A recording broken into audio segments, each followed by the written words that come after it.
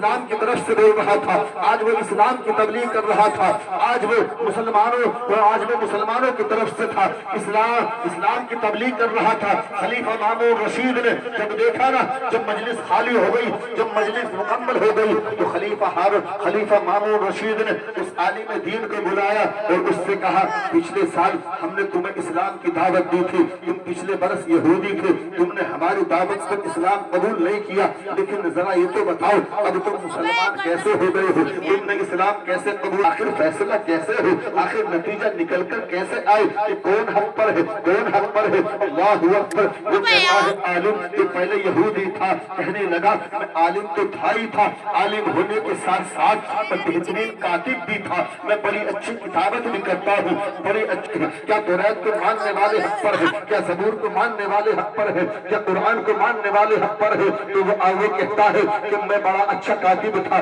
میں نے توریت کا ایک نسخہ اٹھایا اور اٹھانے کے بعد میں نے اس کو نئے انداز میں لکھنا شروع کیا، بڑے اچھے انداز میں نے اپنے ہاتھ سے اس کی نئی کتابت کی، اور اوپر سے بھی اچھا کیا، اندر سے بھی اچھا کیا، بڑے خوبصورت طریقے سے میں نے اس کتاب کو نئے طریقے سے تیار کیا، نیا روپ اس کو دے دیا، اور کیا کہتے ہیں میں نے اس کتاب کے اندر 150 جگہ پر اپنی طرف سے تبدیلی کر دی، کہیں بڑھا دیا، کہیں گھٹا دیا، کہیں بڑھا دیا، کہیں گھٹا دیا، اور اوپر سے اس کتاب کو بڑا خوبصورت بنا دیا۔ جب کتاب تیار ہو گئی نا، تو پھر میں نے توریت کے ماننے والے ایک عالم دین کے پاس گیا، میں نے اس سے کہا تم توریت کو پڑھتے ہو؟ کہنے لگا ہاں میں توریت کو پڑھتا ہوں۔ میں نے کہا میں نے یہ توریت اپنے ہاتھ سے لکھی ہے، اوپر سے بڑی اچھی تھی، بڑی خوبصورت تھی۔ میں نے کہا تم میری لکھی ہوئی کتاب کو پڑھو گے تو مجھے بھی فیض پہنچے گا، مجھے بھی ثواب ملے گا، میں نے یہ کتاب لکھی ہے۔ اللہ اکبر۔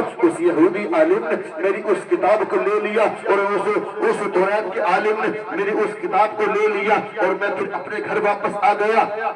اس کے بعد میں نے انجیل کو اٹھایا، انجیل کے ساتھ بھی میں نے یہی کیا، اس کو اچھی طریقے سے لکھا، اور اچھی طریقے سے لکھا، اوپر سے بھی اچھا کیا، اندر سے بھی اچھا کیا، اوپر سے مزین کیا، لیکن اندر سے اس کے اندر بھی 100-200 مقامات پر میں نے تحریف کر دی، میں نے تبدیلی کر دی، میں نے الفاظ کو چینج کر دیا، میں نے مفہوم کو بدل دیا، اور پھر انجیل کے ماننے والے ایک عالم دین کے پاس گیا، اس سے کہا جو میں نے انجیل کو لکھا ہے میں بطور تحفہ تمہیں دے رہا ہوں، میں نے اس کو نئے طریقے سے پیش کیا ہے، نئے ایڈیشن کے ساتھ اس کو پیش کیا ہے، تم اس کو پڑھو۔ اس انجیل کے عالم نے اس کو لے لیا ہے، اس کو پڑھنے کے لیے رکھ لیا۔ میں واپس آ گیا، پھر میں نے زبور کو لیا، زبور کے ساتھ بھی یہی کیا، سینکڑوں جگہ اس میں تبدیلی کرنے کے بعد